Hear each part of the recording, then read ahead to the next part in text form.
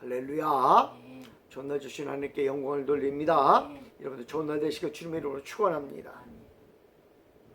오늘은 맥주 감사 주일입니다.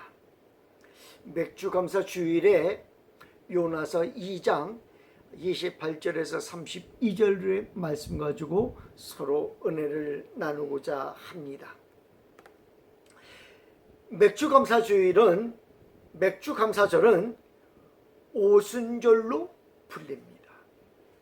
오순절은 이 불리는 이름이 상당히 다양하게 성경에 나타나는 모습을 보게 됩니다.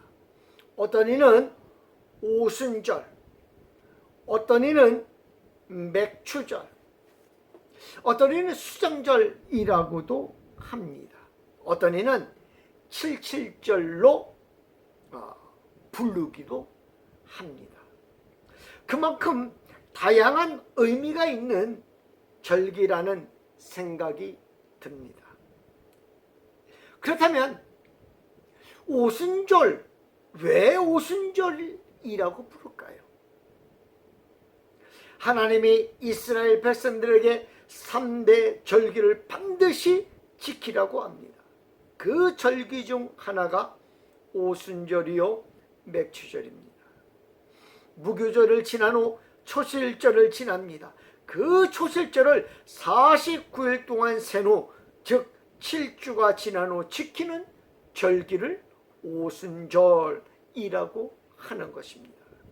그래서 이 오순절을 때로는 칠칠절이라고도 하는 것입니다.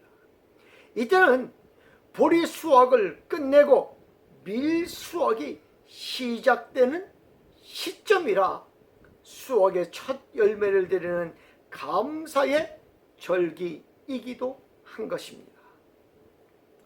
왜 맥주절이라고 부를까요? 맥주절이란 말은 밀을 추수하는 절기이기 때문에 붙여진 이름입니다. 계절적으로부터 이스라엘은 무교절이 되면 보리를 추수하기 시작하여 칠칠절이 되면 보리 추수가 북쪽을 제외하고는, 북쪽 일부분을 제외하고는 대부분 끝나고 밀 추수가 시작되는 시기입니다. 밀을 수확하여 창고에 들이는 시기라고 하여 맥주절이라고도 합니다. 그러나 맥주절이라고 부르는 것보다는 밀 감사주일이 더 맞다고 해야 할 것입니다. 왜냐하면 밀을 수확하는 시기이기 때문입니다.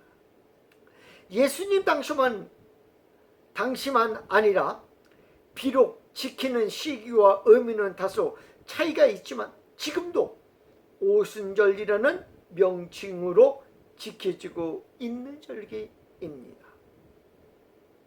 레위기 23장은 맥주절의 제물에 대하여 기록해주고 있습니다. 그런데 참 특이한 모습이 등장합니다. 레위기 23장 16절 17절 말씀 보면 이렇게 기록합니다. 7 안식일 이튿날까지 합하여 50일을 계수하여 새 소재를 여호와께 드리되, 여기 정확하게 50일을 세어 새 소재를 드리라 이렇게 말합니다. 너희의 처소에서 10분의 2 에바로 만든 떡 2개를 가져다가 흔들지니 이는 고운 가루에 누룩을 넣어서 구운 것이요 이는 첫 요제로 여호와께 드리는 것이며 라고 말합니다.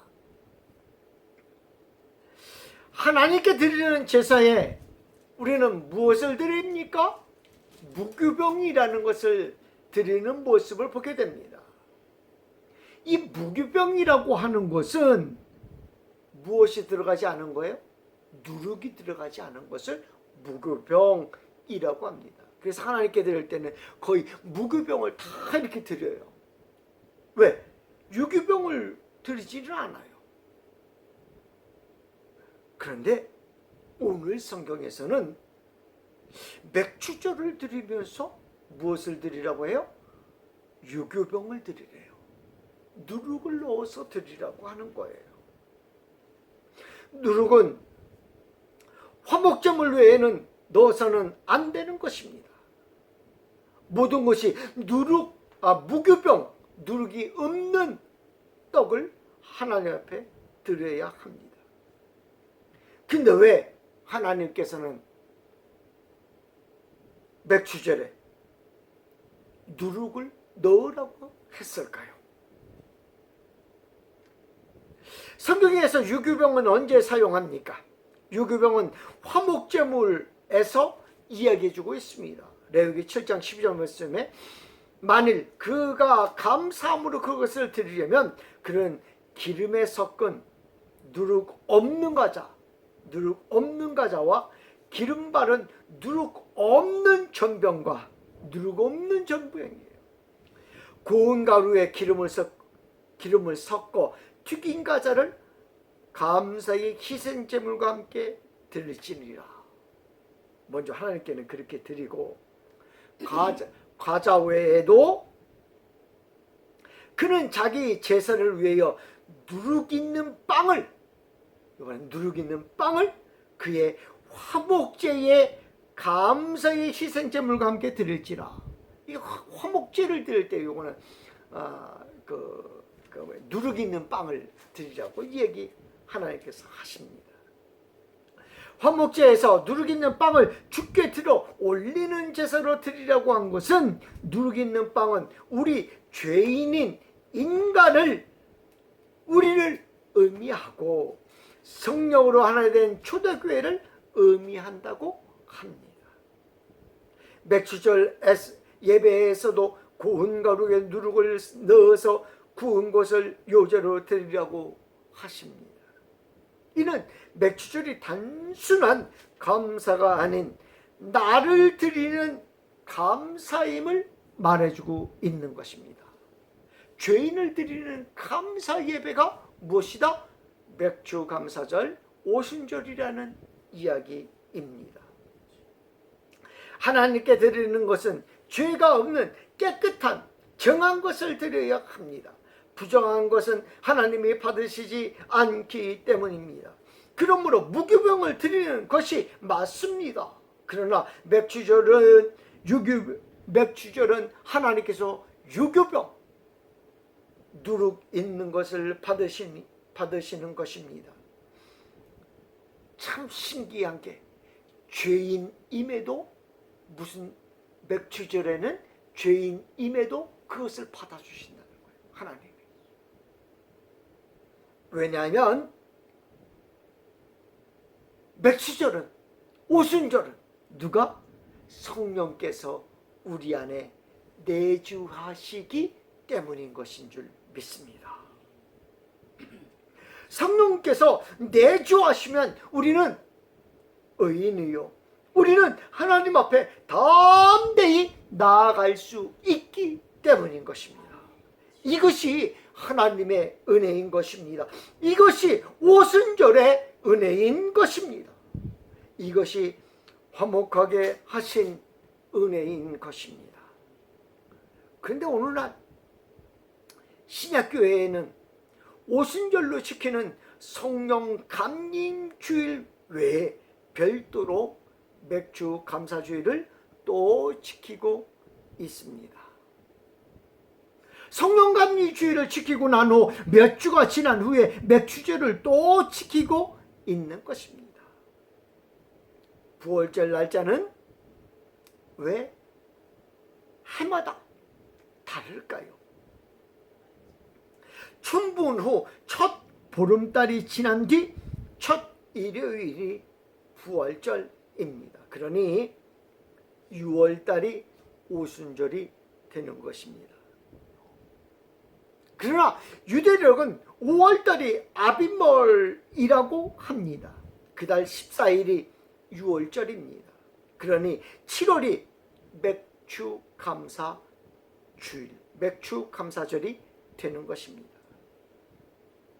이렇게 성령 감림 주일과 맵추절을 같은 날에 지키지 않고 따로 지키게 된 것은 오늘날 우리들이 지키는 부활절 날짜를 유대인들이 지키는 유월절을 기준으로 하여 계산하지 않고 다르게 계산하기 때문인 것입니다.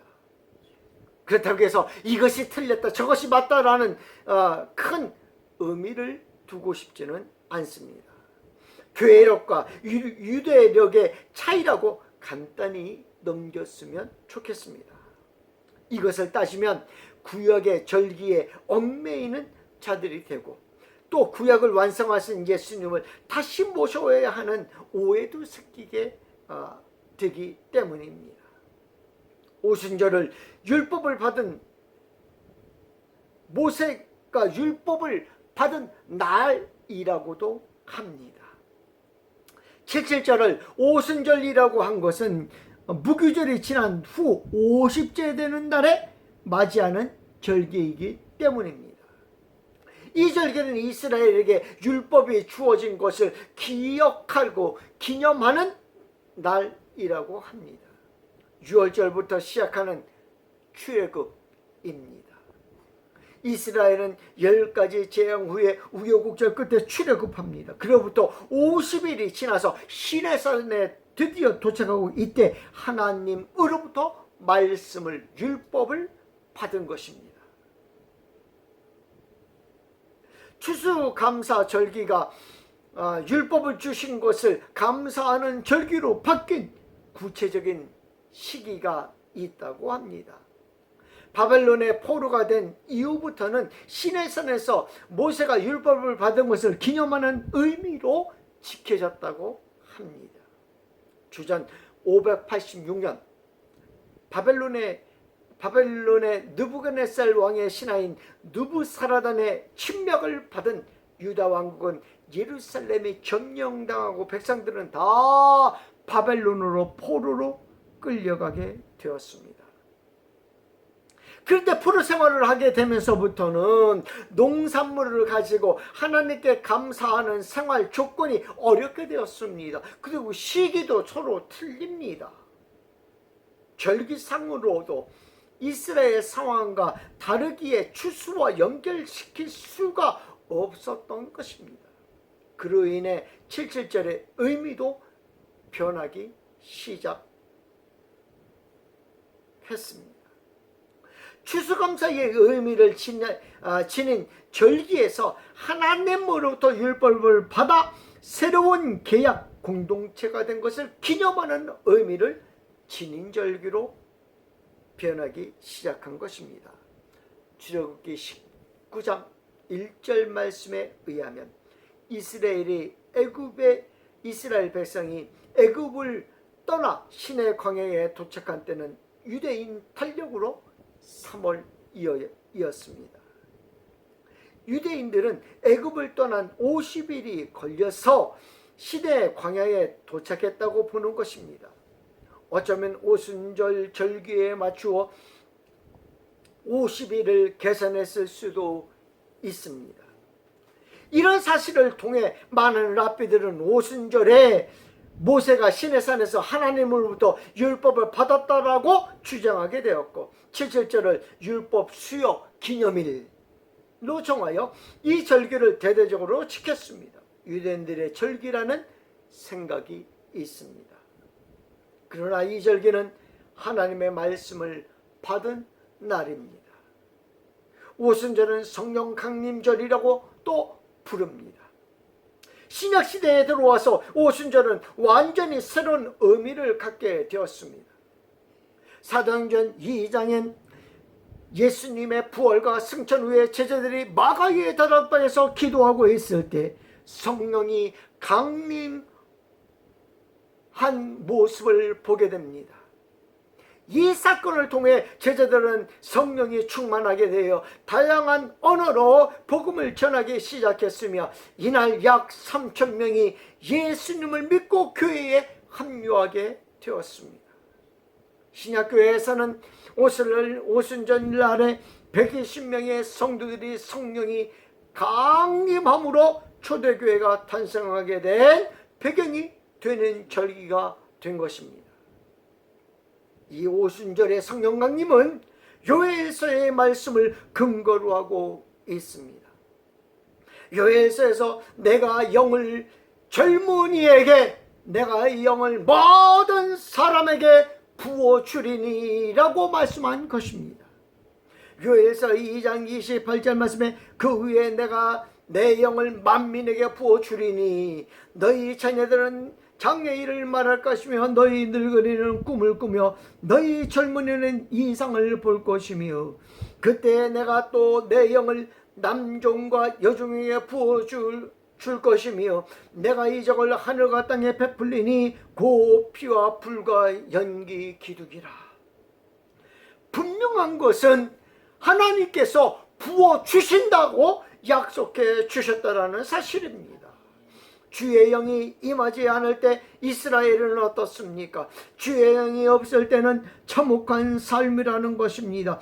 요엘서는 주의 영이라는 큰 복을 말하지만 주의 영이 없는 삶에 대하여도 말해주고 있습니다. 주의 영이 없는 중간기를 말해주고 있는 것입니다. 이는 하나님의 나를 말하는데 요엘서 1장 4절 말씀에 이렇게 말합니다. 팥종이가 남은 것을 메뚜기가 먹고 메뚜기가 남긴 것을 너치가 먹고 너치가 남긴 것을 황충이 먹었도다. 2장 10절 말씀에 그 앞에서 땅이 진동하며 하늘이 떨며 해와 달이 캄캄하며 별들이 빛을 거두도다. 이는 주의 영이 임하기 전의 상태에 대하여 말해주고 있는 것입니다. 이 시기는 하나님이 선지자로도 계시로도 말씀하지 아니한 때를 가리킵니다. 마지막 날을 이야기하는 것이 아닙니다. 지금 역사하시지 않은 것을 의미하는 것입니다. 요엘서에서 등장하는 주의 영은 어쩌다 받은 것이 아닙니다. 주의 영은 반드시 필요한 것임을 말해줍니다. 주의 영이 임하면 주의 영을 부어주시면 이제는 달라집니다. 요엘서 2장 25절 말씀에 내가 전에 너희에게 보낸 큰 군대 곧 메뚜기와 너치와 황충과 팥충이가 먹은 횟수대로 너희에게 갚아주리니 때를 따라 늦은 비와 이른 비를 내려주십니다. 요엘서 2장 28절 말씀에 그 위에 내가 내 영을 만민에게 부어주리니 너희 자녀들이 장래일을 말할 것이며 너희 늙은이는 꿈을 보며 너희 젊은이는 이상을 볼 것이며 그때 내가 또 내 영을 남종과 여종에게 부어줄 것이며 내가 이적을 하늘과 땅에 베풀리니 곧 피와 불과 연기 기둥이라. 정말 이러한 일이 2000년 전부터 일어난 줄 믿습니다. 이 기념비적인 사건은 일회성이 아닙니다. 한시적으로 맥추절에만 한시적으로 77절에만 있는 것이 아닙니다. 그때부터 지금까지, 아니 주님이 다시 오시는 그날까지 있는 사건이라는 사실입니다. 이를 기념한 것이 맥추절이요 오순절인 것입니다. 이스라엘은 기념을 많이 하는 나라입니다. 기념할 때마다 돌무더기를 쌓습니다. 아브라함, 이삭 그리고 야곱과 그의 후손들은 열심히 기념비를 쌓았습니다. 그 기념비는 하나님의 역사를 가리킵니다. 돌무더기 하나 쌓을 적마다 하나님께 감사하며 돌무더기를 쌉니다. 또 돌무더기를 쌓으며 하나님께 감사합니다. 돌무더기를 여러 개 쌓을 적마다 감사가 그만큼 늘어나는 모습을 보게 됩니다. 그것은 믿음의 증거들인 줄 압니다. 믿음의 역사들입니다. 오순절을 맞아요. 주님은 우리에게 오순절의 역사를 많이 쌓기를 원하시는 줄 믿습니다. 하나님의 부어주심의 역사가 많아지기를 원하십니다. 오순절을 통하여 믿음의 증거들이 많이 생기는 기념비를 많이 세우는 역사가 있기를 축원합니다. 매출절을 기념한다고 생기는 기념비가 아닙니다. 오순절을 기념한다고 생기는 기념비가 아닙니다. 오순절을 기념한다고 생기는 기념비가 아닙니다. 이 기념비는 성령의 역사가 일어나게 해야 하는 것입니다. 성령의 역사는 성령이 임해야 합니다. 주님은 우리에게 성령을 부어주시겠다고 약속하셨습니다. 구하는 자에게 주시겠다고 약속하셨습니다. 누가복음 11장 13절 말씀에 너희가 악할지라도 좋은 것을 자식에게 줄 알거든 하물며 너희 하늘 아버지께서 구하는 자에게 성령을 주시지 않겠느냐 하시니라. 귀한 성도의 삶 안에 오순절의 역사가 다시 일어나기를 축원합니다. 7.7절 맥주절은 육의 양식을 우리에게 주신 것을 기념하는 의미를 지닌 절기입니다. 영의 양식은 하나님의 말씀을 우리에게 주신 것을 기념하는 의미를 지닌 절기입니다. 더 나아가 풍성한 신앙의 열매를 맺도록 성령이 강림하신 것을 기념하는 의미를 지닌 절기인 것입니다. 기념만 하는 절기가 아니라 우리 안에 성령의 열매와 말씀과 성령이 충만한 오순절이 되기를 축원합니다. 기도하겠습니다.